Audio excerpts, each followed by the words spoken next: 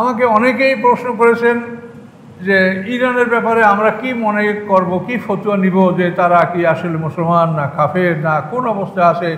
কতকাল আমরা তাদেরকে কাফের পর্যন্ত বলে থাকেন। আসলে বিষয়টা কি, এটা আমাদেরও জানার বিষয় আছে। বিষয়টা হচ্ছে যে প্রথমে আমাদেরকে জানতে হবে যে আমরা যদি কারো পক্ষে বা বিপক্ষে কোনো কথা বলি, সেটা আমাদেরকে কোরআন থেকেই বলতে হবে। এটা আল্লাহ কোরআন শরীফে পরিষ্কার বলেছেন, ওমান লাম ইয়াহকুম বিমা আনজালাল্লাহু ফাউলাইকুমুল কাফিরুন। এটা সূরা মায়েদার 44 নম্বর আয়াত। এরপরে আল্লাহ বলছেন ওমান লাম ইয়াহকুম বিমা আনজালাল্লাহু ফাউলাইকুমুজ জালিমুন, এটা 45 নম্বর আয়াত। এবার 47 নম্বর আয়াতে আল্লাহ বলছেন ওমান লাম ইয়াহকুম বিমা আনজালাল্লাহু ফাউলাইকুমুল ফাসিকুন। তিনটে আয়াত বরাবর 44, 45, 47। তাহলে কাউকে কিছু বলতে হলে কোরআন থেকে বলতে হবে। আপনি কাউকে ফতোয়া দেবেন, কারো পক্ষে বিপক্ষে কিছু বলবেন, আপনি রায় দিবেন, এটা আপনাকে কোরআন থেকেই দিতে হবে। আর যদি আপনি কোরআন থেকে না পান, তা আপনি বলবেন যে এটা সম্বন্ধে আমার জানা, আমি বুঝি না, আমি পারি না। না বললে আপনার কোনো আপত্তি নেই, কিন্তু বললে আপনাকে কোরআন থেকে বলতে হবে। এখন কোরআনে আমরা যে বিষয়গুলি পাচ্ছি, যে একটা মানুষ যতক্ষণ পর্যন্ত লা ইলাহা ইল্লাল্লাহ এই বাক্যটাকে অস্বীকার না করে, ততক্ষণ তাকে কাফের বলতে আল্লাহর রাসূল নিষেধ করেছেন। মান কালা লা ইলাহা ইল্লাল্লাহ লা তুকাফিরহু বিযামবিন, কোনো পাপের কারণে তুমি ওই ব্যক্তিকে কাফের বলো না যে লা ইলাহা ইল্লাল্লাহ বলে। চ্যানেলটি সাবস্ক্রাইব করে আমাদের সঙ্গেই থাকুন। আসসালামু আলাইকুম। সম্মানিত সুধী মণ্ডলী, আমরা সূরা আনকাবুতের 40 নম্বর আয়াত থেকে আলোচনা শুরু করব ইনশাআল্লাহ। আউযু বিল্লাহি মিনাশ শাইতানির রাজীম, বিসমিল্লাহির রহমানির রহিম। আল্লাহ তাআলা উপরে অনেকগুলি সম্প্রদায়ের কথা বলেছেন, যেমন আদ, সামুদ, তারপরে কারুন, ফিরাউন, হামান, এইসব জাতির কথা আল্লাহ বলেছেন যে তারা সবাই অপরাধ করেছে এবং সবাই শাস্তি ভোগ করেছে, কেউ এড়াতে পারে নাই। এ কথাগুলো আল্লাহ বলছেন 39 নম্বর আয়াত পর্যন্ত। আল্লাহ এরপরে বলেন আউযু বিল্লাহি মিনাশ শাইতানির রাজীম, ফাকুল্লান আখাযনা বিযামবিহি, আমি তাদের সবাইকে তাদের অপরাধের কারণে আমি পাকড়াও করেছি। কিভাবে পাকড়াও করেছি? ফামিনহুম মান আরসালনা আলাইহিম হাসিবা, তাদের মধ্যে কতক এমন ছিল যে তাদের উপরে আমি প্রস্তর বর্ষণ করেছি, পাথরের বৃষ্টি বর্ষিয়েছি। লূত সম্প্রদায়ের উপরে পাথরের বৃষ্টি আল্লাহ বর্ষিয়েছেন। অমিনহুম মান আখাযাতুস সাইহা, তাদের মধ্যে কতকের সাথে এই আচরণ করা হয়েছে যে একটা বিকট শব্দ তাদেরকে পাকড়াও করেছে। সামুদ জাতি বিকট শব্দ, জিবরাইল আলাইহিস সালাম একটা চিৎকার করেছিল, তাতে এই জাতির কলিজা ফেটে বের হয়ে গেছিল বাইরে। সৈহাব, বিকট শব্দ। অমিনহুম মান খাসাফনা বিহিল আরদা, তাদের মধ্যে কতক এমন আছে যে যাদের সহ আমি মাটিকে ধসিয়ে দিয়েছি। এটা হলো কারুন এবং তার সঙ্গী সাথীরা, এদেরকে আল্লাহ মাটির মধ্যে ধসিয়ে দিয়েছেন। অমিনহুম মান আগরাকনা, তাদের কতককে আমি ডুবিয়ে দিয়েছি, যেমন নূহ আলাইহিস সালাম সম্প্রদায়, ফিরআউন সম্প্রদায়, এই দুইটা সম্প্রদায়কে ডুবিয়ে দেওয়া হয়েছে। ওমা কানা আল্লাহু লিয়াযলিমাহুম, নন আল্লাহ, হন না আল্লাহ তাআলা এমন যে তিনি তাদের উপরে জুলুম করবেন। ওয়ালাকিন কানু আনফুসাহুম ইয়াযলিমুন, বরং তারা নিজেদের উপরে জুলুম করতেছিল। এই শাস্তি তাদেরকে আল্লাহ নিজে অত্যাচারী হয়ে এই শাস্তি তাদেরকে দেন নাই, বরং তারাই অত্যাচারী। তাদের অত্যাচারের ফল হিসেবে দুনিয়ায় এই শাস্তি দিয়েছেন এবং পরকালে হবে সেইটা আরও ভয়ানক শাস্তি। মাসালুল লাযিনা ইত্তাখাযু মিন দুনিল্লাহি আউলিয়া, দৃষ্টান্ত তাদের যারা গ্রহণ করেছে আল্লাহর পরিবর্তে অন্য অভিভাবক। আল্লাহকে যারা অভিভাবক মনোনীত করে নাই, আল্লাহ ছাড়া অন্যকে যারা অভিভাবক মানুষ, সে হতে পারে মূর্তি, গাছপালা, মানুষ, কোনো নেতা সর্দার, কোনো পৃথিবীর কোনো সম্মানিত মানুষ ইত্যাদি। এই সব ক্ষেত্রেই আল্লাহ বলছেন কামাসারের আনকাবুত, যেমন দৃষ্টান্ত মাকড়সার ইত্তাখাযাত বাইতান সে একটা ঘর নির্মাণ করেছে, সে একটা ঘরে আশ্রয় নিয়েছে, ঘর নির্মাণ করেছে। ওয়াইন্না আহনাল বুয়ুতলা বাইতুল আনকাবুত, এবং নিশ্চয়ই ঘরের মধ্যে সবচেয়ে দুর্বল ঘর হচ্ছে মাকড়সার ঘর। এটা অবশ্যই আপনারা দেখতে পাবেন, মাকড়সার ঘর কোনোভাবেই একটু হাত পা বা কোনো কাঠি কিছু লাগলে ভেঙে যায়। তো আল্লাহ বলেন, আল্লাহ ছাড়া, আল্লাহকে বাদ দিয়া তার পরিবর্তে যারা অন্যদেরকে বন্ধু হিসেবে গ্রহণ করেছে, তাদের অবস্থা হলো যে তারা যেন মাকড়সার ঘরে আশ্রয় গ্রহণ করেছে, এবং পৃথিবীতে সবচাইতে দুর্বলতম ঘর হচ্ছে মাকড়সার ঘর। লাউকানু ইয়ালামুন, যদি তারা জানত। ইন্নাল্লাহ ইয়ালামু মা ইয়াদউনা মিন দুনিহি, নিশ্চয়ই আল্লাহ জানেন আল্লাহর পরিবর্তে তারা কাদেরকে ডাকছে। এই জাতিগুলির কথা, এবং এই কোরআন যখন নাযিল তখন আরবের মুশরিকদের কথা আল্লাহ তাদেরকে এগুলো লক্ষ্য করে বলছেন। ইন্নাল্লাহ ইয়ালামু মা ইয়াদউনা মিন দুনিহি মিন শাই, নিশ্চয়ই আল্লাহ তাআলা জানেন যে আল্লাহর পরিবর্তে তারা কাদেরকে ডাকছে। ওহুয়াল আজিজুল হাকিম, আল্লাহ তাআলা অপ্রতিরোধ্য ক্ষমতার মালিক এবং তিনি কৌশলী। ক্ষমতা এবং কৌশল দুইটা জিনিস যদি না থাকে তা জয়যুক্ত হওয়া যায় না। হাতির গায়ে কত শক্তি আছে কিন্তু কৌশল জানে না, মহিষের গায়ে কত শক্তি আছে কিন্তু সে কৌশল জানে না, যার জন্য সিংহে তাকে মেরে ফেলে। এই জন্য এই দৃষ্টান্তটা আমরা বোঝার জন্য বলছি। আল্লাহ বলছে যে তিনি যেমন অপ্রতিরোধ্য ক্ষমতার মালিক এবং তিনি কৌশল সম্পর্ক অবগত, তিনি সবচেয়ে সুন্দর কৌশলী। তিলকাল আমসালু নাদরিবু লিন-নাস, আল্লাহ বলেন এই দৃষ্টান্তগুলি আমি মানুষের উদ্দেশ্যে বর্ণনা করছি। আমা ইয়াকিলুহা ইল্লাল আলিমুন, কিন্তু বোঝে না এগুলি আলেম ছাড়া অন্য কেউ, জ্ঞানীরা ছাড়া এগুলো কেউ বোঝে না। আলেম বলতে বুঝবেন না যে মাদ্রাসায় পড়া মানুষই, আর আলেম মানে জ্ঞানী। যারা জ্ঞান রাখে তারাই এটা বুঝবে, যারা জ্ঞান রাখে না তারা এটা বুঝবে না।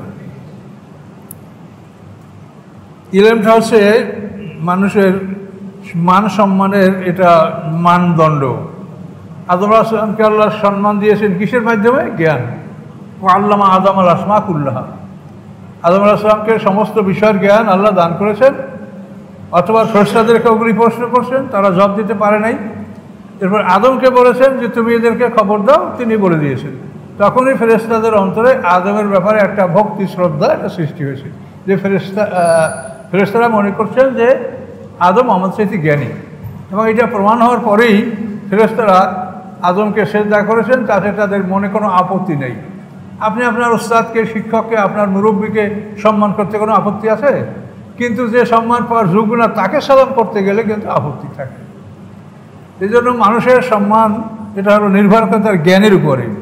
যে আল্লাহ তাআলা এখানে বললেন যে এই যে দৃষ্টান্তগুলি বর্ণনা করা হলো, এগুলি জ্ঞানীরাই একমাত্র এগুলো বোঝে।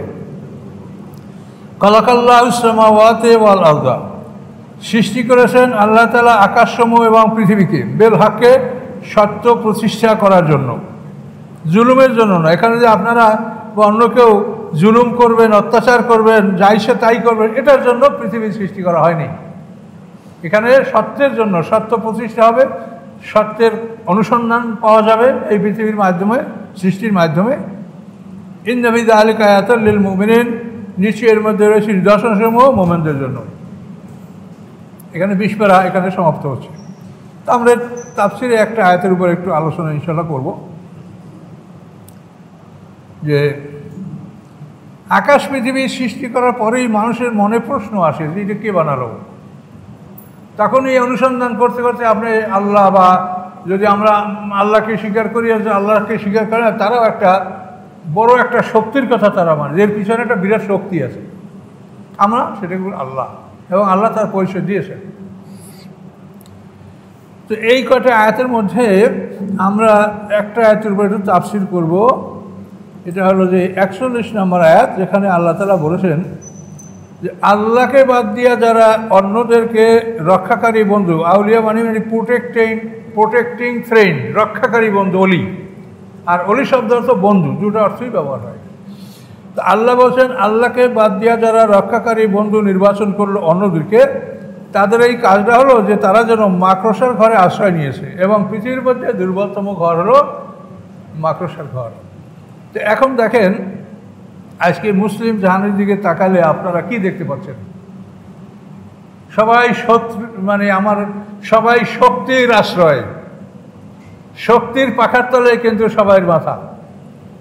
কিন্তু আল্লাহ যে আশ্রয়দাতা এটা মানুষ বিশ্বাস করে মুখে মুখে, কিন্তু একিন নাই, এটা একিনের ব্যাপার, এটা প্রমাণিত হয় না। তো এই জন্য এই দৃষ্টান্তটা আপনারা দেখেন, বর্তমান পৃথিবীর দিকে তাকান। আমাকে অনেকেই প্রশ্ন করেছেন যে ইরানের ব্যাপারে আমরা কি মনে করব, কি ফতোয়া নিব, যে তারা কি আসলে মুসলমান না কাফের না কোন অবস্থা আছে। কতকাল আমরা তাদেরকে কাফের পর্যন্ত বলে থাকেন। আসলে বিষয়টা কি, এটা আমাদেরও জানার বিষয় আছে। বিষয়টা হচ্ছে যে প্রথমে আমাদেরকে জানতে হবে যে আমরা যদি কারো পক্ষে বা বিপক্ষে কোনো কথা বলি, সেটা আমাদেরকে কোরআন থেকেই বলতে হবে। এটা আল্লাহ কোরআন শরীফে পরিষ্কার বলেছেন, ওমান লাম ইয়াহকুম বিমা আনজালাল্লাহু ফাউলাইকুমুল কাফিরুন। এটা সূরা মায়েদার 44 নম্বর আয়াত। এরপরে আল্লাহ বলছেন ওমান লাম ইয়াহকুম বিমা আনজালাল্লাহু ফাউলাইকুমুজ জালিমুন, এটা 45 নম্বর আয়াত। এবার 47 নম্বর আয়াতে আল্লাহ বলছেন ওমান লাম ইয়াহকুম বিমা আনজালাল্লাহু ফাউলাইকুমুল ফাসিকুন। তিনটে আয়াত বরাবর 44, 45, 47। তাহলে কাউকে কিছু বলতে হলে কোরআন থেকে বলতে হবে। আপনি কাউকে ফতোয়া দেবেন, কারো পক্ষে বিপক্ষে কিছু বলবেন, আপনি রায় দিবেন, এটা আপনাকে কোরআন থেকেই দিতে হবে। আর যদি আপনি কোরআন থেকে না পান, আপনি বলবেন যে এটা সম্বন্ধে আমার জানা, আমি বুঝি না, আমি পারি না, না বললে আপনার কোনো আপত্তি নেই, কিন্তু বললে আপনাকে কোরআন থেকে বলতে হবে। এখন কোরআনে আমরা যে বিষয়গুলি পাচ্ছি, যে একটা মানুষ যতক্ষণ পর্যন্ত লা ইলাহা ইল্লাল্লাহ এই বাক্যটাকে অস্বীকার না করে, ততক্ষণ তাকে কাফের বলতে আল্লাহর রাসূল নিষেধ করেছেন। মান কালা লা ইলাহা ইল্লাল্লাহ লা তুকাফিরহু বিযামবিন, কোনো পাপের কারণে তুমি ওই ব্যক্তিকে কাফের বলো না যে লা ইলাহা ইল্লাল্লাহ বলে। আল্লাহ রাসূলের বিখ্যাত হাদিস, এবং এটা সবাই আপনারা জানেন যে আল্লাহ রাসূল কথা বলেছেন। সাহাবীরা আপত্তি করেছে, ইয়া রাসূলুল্লাহ ওয়াইন জানা ওয়াইন সারাকা, যদি জিনা করে চুরি করে তাও আমরা বলবো না?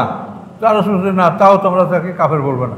কিন্তু সাহাবীরা যেন মানতেই পারছিলেন না, আবার জিজ্ঞাসা করলেন ইয়া রাসূলুল্লাহ ওয়াইন জানা ওয়াইন সারাকা, আল্লাহ রাসূল যে না, জেনা চুরি করলেও কাফের বলা হবে। তৃতীয়বার জিজ্ঞাসা করছেন, আবারও আল্লাহ রাসূল একই জবাব দিয়েছেন।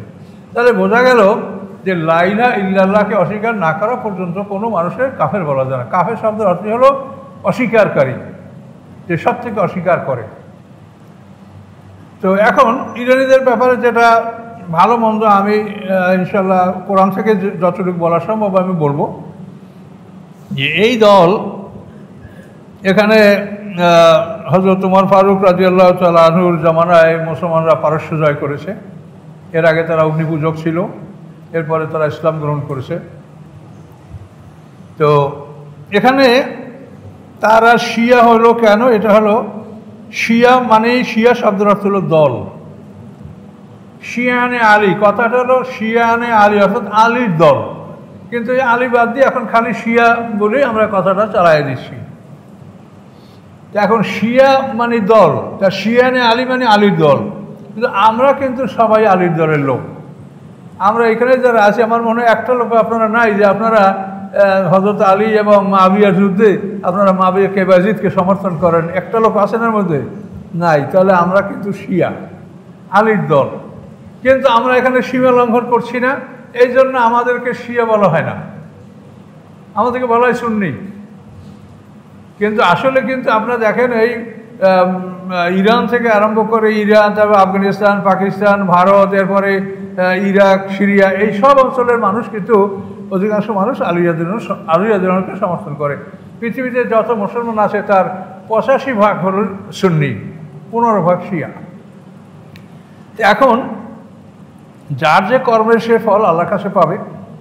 আমরা পারি কাউকে বুঝাতে, পরামর্শ দিতে, কিন্তু জোর করে কারো উপরে কিছু করা যাবে না। সেটা আল্লাহ বলে দিয়েছেন যে আল ফিতনা তো আসাদ্দু মিনাল কাতলে। এই ফিতনা শব্দের অর্থ প্রোজিলাইটেশন, অর্থাৎ কোনো মানুষের উপরে জোরপূর্বক একটা মতবাদ চাপিয়ে দেওয়া। যে যা করবে না আপনি জোর করবেন, বাধ্য করবেন তাকে করতে, না করলে আপনি পিটাবেন, শাস্তি দেবেন, বন্দি করবেন, জেল দিবেন। এটা হলো প্রোজিলাইটেশন বা ফিতনা, জোরপূর্বক মতবাদ চাপিয়ে দাও, এটা জায়েজ নাই। কাজে আপনি কাউকে পরামর্শ দিতে পারেন। তো ইরানিদের ব্যাপারে আমরা অনুসন্ধান করলে পাবো যে তারা লা ইলাহা ইল্লাল্লাহ এই কলেমাকে অস্বীকার করে না, মুহাম্মদুর রাসূলুল্লাহ সাল্লাল্লাহু আলাইহি ওয়াসাল্লাম শেষ নবী তাও অস্বীকার করে না, এবং এই যে তাদের মানে মৌলিক বিষয়টা আল্লাহকে বিশ্বাস করা, রাসূল সাল্লাল্লাহু আলাইহি ওয়াসাল্লামকে বিশ্বাস করা, এই মৌলিক বিশ্বাসটা কিন্তু তাদের মধ্যে আছে। কিন্তু তাদের মধ্যে আমাদের থেকে ব্যবধান হলো ওইখানে যে তারা মনে করেন যে আল্লাহ রসুলের ইন্তেকালের পরে হযরত আলী রাদিয়াল্লাহু তাআলা আনহুকে অন্যান্য মুসলমানরা তাকে বঞ্চিত করিয়া আবু বকর সিদ্দিককে খলিফা নির্বাচন করেছে।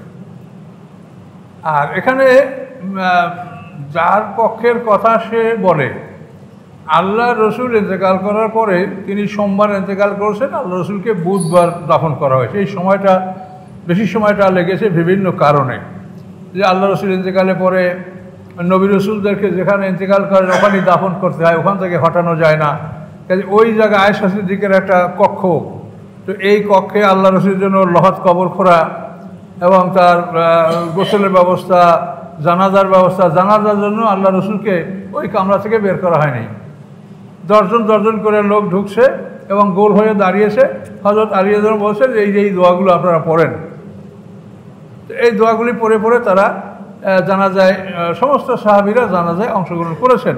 কিন্তু তার মধ্যে আল্লাহ রসুলের নবী পরিবার যারা, তারা প্রথমে পাইছে ইসার রসুলের আত্মীয় স্বজন যারা, তারা, এরপরে মুহাজির যারা, তারা আনসার, এভাবে দর্জন করিয়া এই জানাজার নামাজে অংশগ্রহণ অনেক সময় পার হয়, যার জন্য আল্লাহ রসুলকে বুধবারে কবরস্থ করা হয়েছে। তো এই সময়ের মধ্যেই কিন্তু আল্লাহ রসুলের ইন্তেকালের পরের দিনই কিন্তু হযরত আবু বকর সিদ্দিক রাদিয়াল্লাহু তাআলা আনহুর খেলাফতের বিষয়টা এটা সাব্যস্ত হয়ে গেছে। মানে সাহাবায়ে কেরামদের কোনো কাজ নাই, ওই ঘরে অল্প কয়েকজন লোক ঢুকতে পারে যারা এই কাজগুলি করেছে। এই কাজগুলি যারা করেছে তাদের নাম আছে, তারা হলো হযরত আলী রাদিয়াল্লাহু তাআলা আনহু, ফজল ইবনে আব্বাস রাদিয়াল্লাহু তাআলা আনহু, কসম ইবনে আব্বাস রাদিয়াল্লাহু তাআলা আনহু। এই ফজল ইবনে আব্বাস, কসম ইবনে আব্বাস, হযরত আলী, এরা কিন্তু আপসের চাচাতো ভাই। আলী রাদিয়াল্লাহু পিতা হলো আবু তালিব, আর আব্বাস হলো আল্লাহ রাসূলের ছোট চাচা। তাহলে ফজল ইবনে আব্বাস, কসম ইবনে আব্বাস দুজন চাচা, আলী রাদিয়াল্লাহু চাচাতো ভাই জামাই। আর দুজন হলো আওস ইবনে খুরি আর সাকরান রাদিয়াল্লাহু তাআলা আনহু। এই দুইজন লোক আনসার গোত্রের। এই পাঁচজন লোকে আল্লাহ রসুলের দাফন কাফন, গোসল করা, তাকে কবরস্থ করা, এগুলি তারা করেছেন। তবে এর মধ্যে কোনো বর্ণনায়তে একটু কম বেশিও আছে, কোনো বর্ণনায় এর সাথে আরও মানে দুই একজন সাহাবীর নাম আসে যে আরও দুই একজন থাকতে পারে, অবশ্যই থাকতে পারে, এটা বলা যায় না। এই পাঁচজনের নামটা বিখ্যাত। তো আল্লাহ রসুলকে কবর রাখার পরে কসম ইবনে আব্বাস রাদিয়াল্লাহু তাআলা আনহু, যে আল্লাহ রসুলের চাচাতো ভাই, তিনি আল্লাহ রসুলের কবরের মধ্যে শুয়ে পড়েছিলেন যে আমি আল্লাহ রসুলকে কবর রেখে আমি পৃথিবীতে বিচরণ করতে পারবো না, তোমরা আমাকে এই অবস্থায় দাফন করে দাও। তাকে কবর থেকে জোর করে টেনে বের করা হয়েছে, কসম ইবনে আব্বাস। এবং মনের সম্পর্কে হাদিস আছে আল্লাহ রসুলের, আল্লাহ রসুল বলেছেন আশবাহুন নাসি বি খলকানা খুলুকান কসম ইবনে আব্বাস। আল্লাহ রসুল বলেছেন যে মানুষটার সাথে আমার সাথে সবচাইতে বেশি মিল হয় আখলাক চরিত্রে এবং দেখা দৃষ্টিতে, সে লোকটা হলো কসম ইবনে আব্বাস। খালকান খুলকান, সৃষ্টিগতভাবে, চরিত্রগতভাবে আমার সাথে সবচাইতে যে মানুষটার মিল হয় সে হচ্ছে কসম ইবনে আব্বাস, আল্লাহ রসুলের চাচাতো ভাই। তো পরবর্তীতে এই কসম ইবনে আব্বাস রাশিয়ার সমরকন্দে তিনি ইন্তেকাল করেন। দিন প্রচারের জন্য তিনি শুধু রাশিয়ায় সমরকন্দে চলে গেছেন, এবং এই রাশিয়ার সমরকন্দে কসম ইবনে আব্বাসের কবর আছে, এবং সেখানে মুসলমানদের খুব বিশাল বড় কবরস্থান আছে, অনেক রাজা বাদশার কবর সেখানে আছে, তৈমুর রঙের কবরও ওইখানে আছে। তো যাই হোক, আমরা আমাদের কথায় আবার ফিরে আসি। এখন মদিনায় রাসূল সাল্লাল্লাহু আলাইহি ওয়াসাল্লাম সাহাবায়ে কেরামদের নিয়ে যে বাড়িতে বৈঠক করতেন, মদিনার অ্যাসেম্বলি, সে বাড়িটার নাম হলো সাকিফায়ে বনি সাঈদা। তো আল্লাহ রসুল ইন্তেকাল করার পরে এই গুটি কয়েক লোক ছাড়া এই কাজে অংশগ্রহণ করা যাচ্ছে না, যে একটু জায়গা সংকীর্ণ এবং আয়েশা সিদ্দিকা রাদিয়াল্লাহু আনহার গৃহে অল্প জায়গার মধ্যে। তো এই জন্য আর আল্লাহ রসুলের কিন্তু জানাজার কোনো ইমামতি হয় না, ওই গোল হয়ে দাঁড়াইছে, আল্লাহ আলী রাদিয়াল্লাহু আনহু যে দোয়া পড়তে বলছেন এই দোয়া পড়ে সবাই বের হয়ে গেছে। তো এখন সাকিব বনি সাইদা এটা হলো মদিনার আনসারদেরকে নিয়ে, মুহাজিরদেরকে নিয়ে আল্লাহ রসুলের মানে অ্যাসেম্বলি, এটা বৈঠকের জায়গা, বড় একটা বাড়ি। তো সাহাবীরা ধীরে ধীরে সবাই ওখানেই জমা হচ্ছেন, কারো বাড়িতে কোনো কাজ নাই, আল্লাহ রসুলের দাফন কাফনের কাজ চলছে।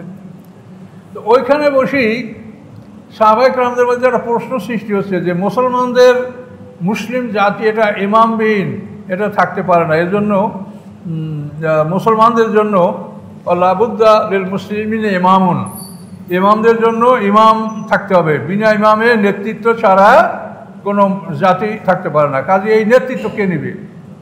তো অনেকেই মনে করেছেন যে সিনিয়র সাহাবীদের মধ্যে সাদ ইবনে উবাদা খাজরাজ গোত্রের আনসার নেতা, ইনি খুব বড় নেতা খাজরাজ গোত্রের, ওনাকে হয়তো খলিফা বানানো হবে। তো কিন্তু বিষয়টা আবার অন্যরা মনে করলেন যে এখন এই আল্লাহ রসুলের পরে যে খেলাফতের দায়িত্ব গ্রহণ করবেন সেটা গোটা বিশ্বের নেতৃত্ব দিতে হবে তাকে, কাজে এইটা আনসার হলো মদিনায় সীমিত তারা, কাজে এদের দ্বারা এই গোটা বিশ্বের নেতৃত্ব দেওয়াটা অসম্ভব হতে পারে। তখন তারা এ ব্যাপারে চিন্তা করতে লাগলেন যে এ ব্যাপারে আল্লাহ রসুলের কোনো বাণী পাওয়া যায় কিনা বা কোরআনে কিছু আছে কিনা। তো কোরআনে একটা আয়াত আছে,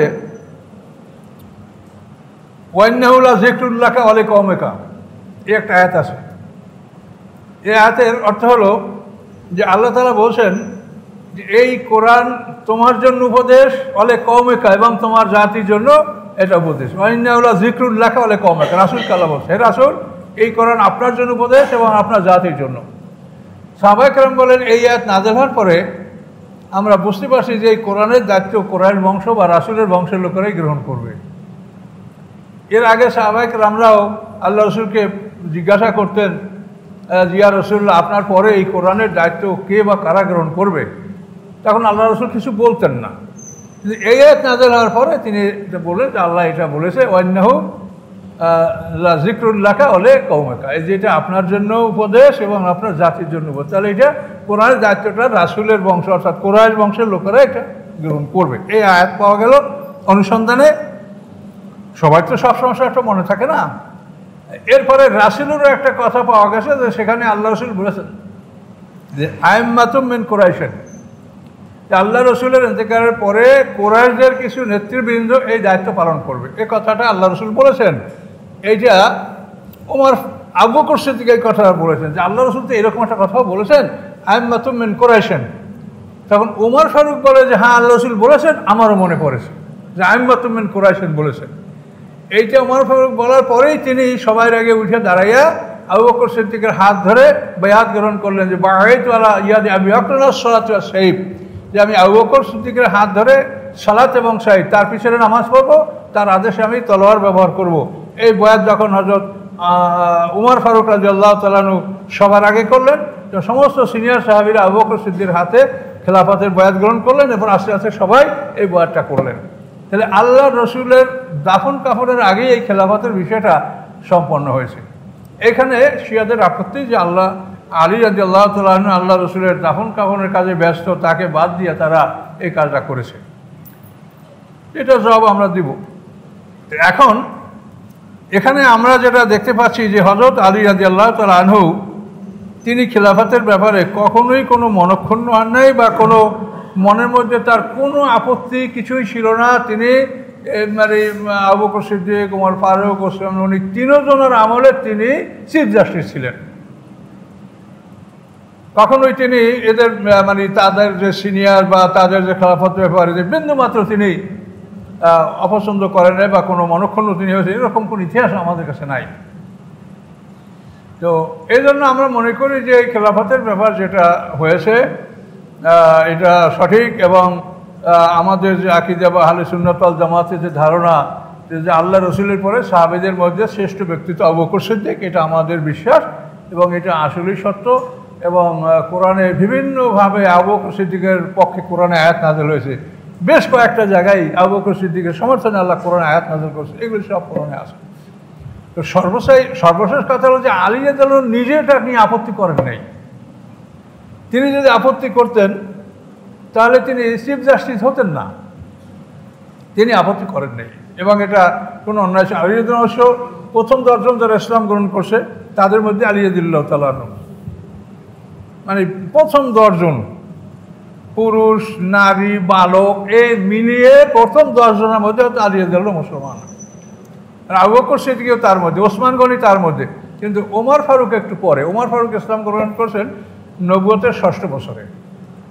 কিন্তু এরা সব ওসমান গনি, আবু বকর, আলী রাদিয়াল্লাহু এরা ইসলাম গ্রহণের ক্ষেত্রে সিনিয়র। তো এখানে সমস্যাটা হলো যে হাদিস গ্রন্থের কোনো গ্যারান্টি নাই, কোরআনের তো গ্যারান্টি আছে। এর আল্লাহ কোরআনে বলছেন যে লা ইয়াতিহিল বাতিল মিন বাইনি ইয়াদিহি ওয়ালা মিন খালফি, এই কোরআন এমন এক গ্রন্থ যে কোনো বাতিল এর সামনে থেকে পিছন থেকে এর সাথে সংযুক্ত হতে পারে না। কিন্তু হাদিসের তো সেই গ্যারান্টি নেই। হাদিস কিন্তু অনেক সময় নিজেদের স্বার্থে অনেক হাদিস রচনা করা হয়েছে এবং ঢুকানো হয়েছে, যার জন্য সমস্যা সৃষ্টি হয়েছে। এখানে শিয়াদের পক্ষ থেকে বলা হয় যে আলী রাদিয়াল্লাহু তাআলা আনহু 6 মাস পরে আবু বকর সিদ্দিকের বায়াত গ্রহণ করেছেন এবং এভাবে হাদিস আছে। কিন্তু আমরা এটাকে সমর্থন করি না। তো এজন্য শিয়ারা বলে যে আলী রাদিয়াল্লাহু তাআলা আনহু মানে হযরত ফাতেমা রাদিয়াল্লাহু তাআলা আনহা যতদিন বেঁচে ছিলেন ততদিন তিনি আবু বকরের হাতে বায়াত গ্রহণ করেন নাই। এবং সেখানে তারা এরকম ঘটনাও তারা প্রমাণ করছে হাদিস দ্বারা যে ফাতেমা রাদিয়াল্লাহু তাআলা আনহা তিনি আবু বকর সিদ্দিকের কাছে পিতৃ সম্পত্তির বিরাসাত মানে উত্তরাধিকার যেটা ওয়ারিশ হওয়া, এটা ফাতেমা রাদিয়াল্লাহু তাআলা আনহা আবু বকর সিদ্দিককে বলেছেন যে আমার পিতার অগণিত সম্পদ, এর আমরা ওয়ারিশ হব, এটা আমাদেরকে আপনি দেন। আল্লাহ রসুলের তো কোটি কোটি টাকা সম্পদ ছিল। কারণ মদিনায় যে 3টা ইহুদি গোত্র, ইহুদি বনু নজুর, ইহুদি বনু কুরাইজা, ইহুদি বনু কাইনুকা, এই সব দুর্গগুলির 5 ভাগের 1 ভাগ সম্পদ তো আল্লাহ রসুলের একা, এটা কোরআন থেকেই বন্টন করা। এরপরে খায়বার, ফেদাক, তাইমা, ওয়াদিউল কোরা, এই অঞ্চলের বিশাল বিশাল একটা এলাকা, এগুলি সব আল্লাহ রসুলকে একাকি আল্লাহ তাআলা দিয়েছেন, মালিফাই যেটাকে বলা হয়। এই সব কিছু মিলিয়ে আল্লাহ রসুলের বহু সম্পদ ছিল। কিন্তু এই সম্পদগুলির ফাতেমা রাদিয়াল্লাহু নাকি তার মানে উত্তরাধিকার দাবি করছে যে আমরা তো এটা পাবো, আমি তার সন্তান। কিন্তু আবু বকর সিদ্দিক তাকে দেন নাই। এই নিয়ে তাদের মধ্যে একটা মনক্ষুণ্ণ বা মনোমালিন্য হয়েছে। কিন্তু এই বিষয়টা আমাদের কাছে গ্রহণযোগ্য না। গ্রহণযোগ্য নয় এই জন্য যে আল্লাহ রসুলের সম্পদ কোথায় ব্যয় হবে এটা কোরআনে বলা আছে। এটা আমাদের সম্পদের মতো না। আমরা যেমন আমি মারা গেলে আমার সন্তানরা পাবে, স্ত্রী থাকলে স্বামী পাবে, স্বামী থাকলে স্বামী স্ত্রী পাবে, পিতামাতা পাবে, সন্তানরা পাবে, এরাই তো পায়। এটা আমাদের বন্টন, কোরআনে যেটা বলা আছে। কিন্তু নবী রসুলদের ব্যাপারে কিন্তু অন্যরকম। আল্লাহ রসুলের সম্পত্তি বন্টনের আল্লাহ কি বলছেন? আমা আফাল্লাহু আলাইহি, যে সম্পদ আপনার কাছে আল্লাহ ফিরিয়ে দিয়েছেন, এই সম্পদ ফালিল্লাহ রসুল, প্রথম হলো আল্লাহ এবং আল্লাহ রসুলের। তা আল্লাহ কি আর আল্লাহ তো দিয়েছেন, কিন্তু এখানে আল্লাহ এবং আল্লাহ রসুল বলা হলো রাসুলের সম্মান। গনিমতের ক্ষেত্রে বলা হয়েছে যে এই গনিমত তোমরা ওয়ালামু আন্নামা গানিমতুম মিন শাইইন, এখানেও কিন্তু আল্লাহ বলেছেন যে গনিমত আল্লাহ এবং তার রাসুলের। তো আল্লাহর সাথে রাসুলের নাম, এটা হলো একটা সম্মান। রাসুলকে এর ভাগ নেবেন, আল্লাহকে এর ভাগ নেবেন। রাসুলের সম্মানের জন্য আল্লাহর সাথে রাসুলের নাম কোরআন শরীফে বিভিন্ন জায়গাটা নেওয়া হয়েছে। এগুলি কোরআন থেকে যদি আপনারা চিন্তা ভাবনা করেন, অনেক ভাইরা সমাজে এমনও আছেন যে লা ইলাহা ইল্লাল্লাহর সাথে মুহাম্মদ রাসূলুল্লাহ যোগ করাকে তারা অপরাধ মনে করেন। তাহলে আপনি কত জায়গায় অপরাধ মনে করবেন? এইখানে আল্লাহ কি বললেন? মা আফাল্লাহু আলা রাসূলিহি, রাসূলকে আল্লাহ যে মালটা ফেরত দিলেন, মালিফাই, এটা কিভাবে বন্টন হবে? ফালিল্লাহ রাসূল, আল্লাহ এবং রাসূলের এক ভাগ।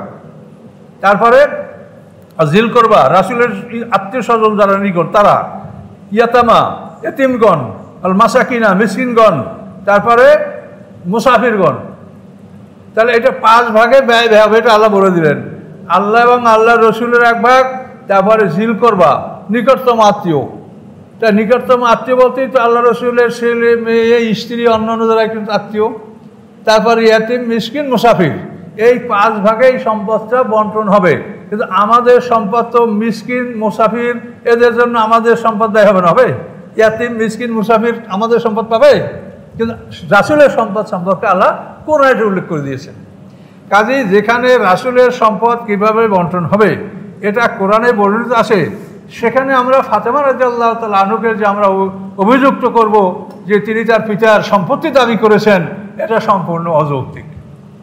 হাদিসের মধ্যে বা তাদের গ্রন্থের মধ্যে তাদের কাছে আর বহু প্রমাণ আছে, আমাদের কাছে এটা প্রমাণিত হচ্ছে না। যেহেতু কোরআনে বলা আছে যে রাসূলের সম্পদ এই 5টা খাতে ব্যয় হবে।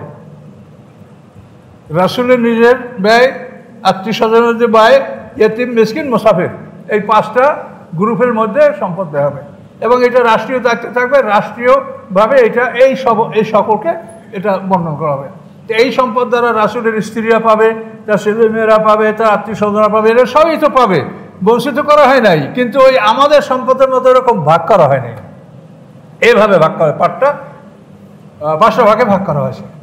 তো এই ক্ষেত্রে আমরা যে ওদের যে দাবিটা যে হযরত ফাতেমা তিনি তার পিতার সম্পত্তি দাবি করেছেন এবং আবু বকর সিদ্দিকের সাথে তার তর্ক হয়েছে, এটা আমার মনে হয় যে এটা একটা মানে তৈয়ার করা বিষয়।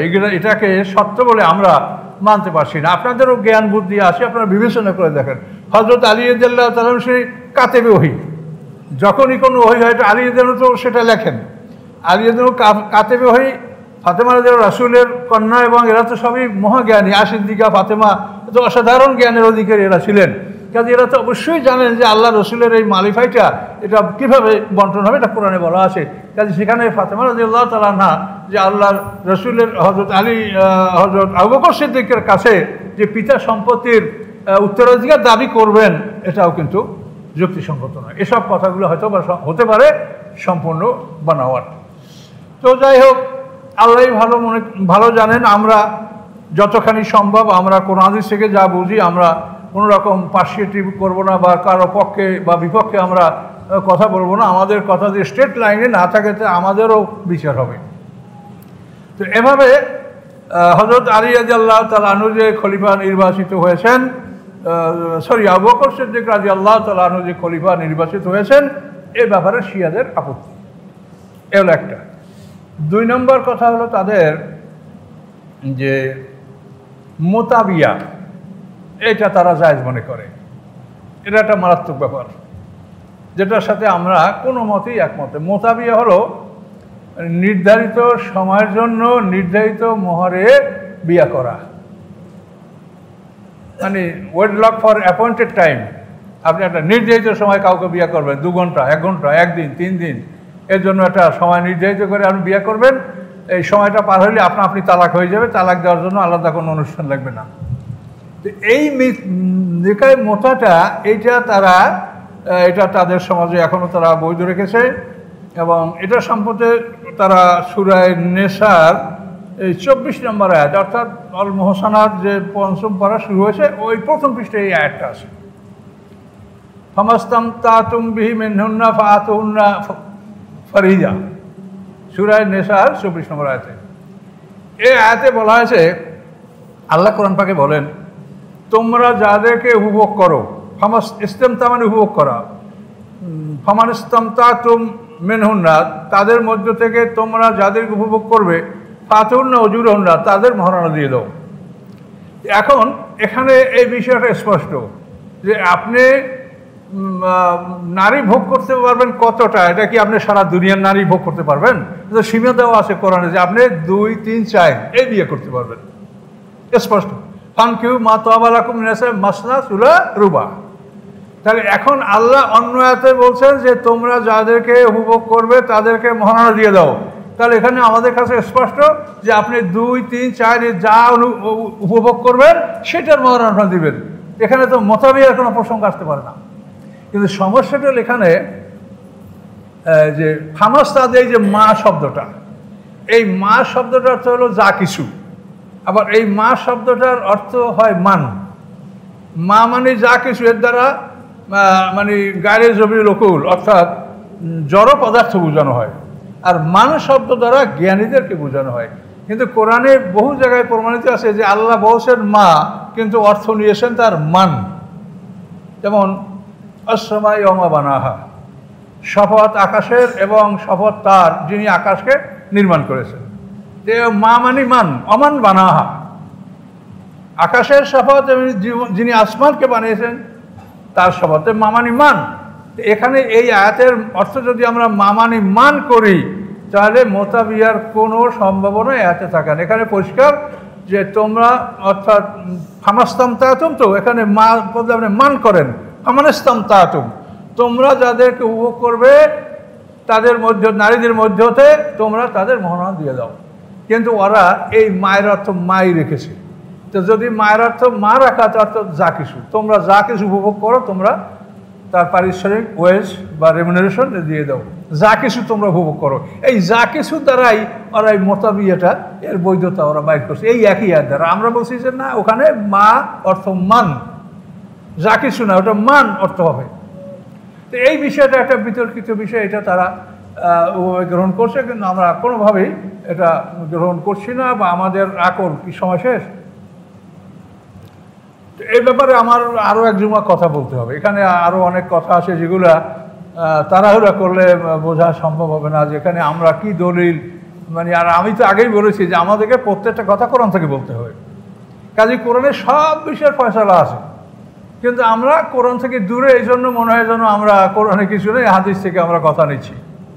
কাজে এই জন্য ইনশাল্লাহ আমরা এ ব্যাপারে আরও আপনাদেরকে বলবো, এবং তুলনামূলক আলোচনাও হবে যদি আল্লাহ বাঁচি রাখেন আগামী সপ্তাহ পর্যন্ত। আর বিকেলে আজকে আমাদের ঘোষপাড়া আবহাওয়া যদি আল্লাহ রহমতে ভালো থাকে তাহলে ওখানে আমাদের ঈশার পরে তাফসীর হবে, সবাই অংশগ্রহণ করার চেষ্টা করবেন। আর বই পুস্তক আপনারা পড়ার চেষ্টা করেন।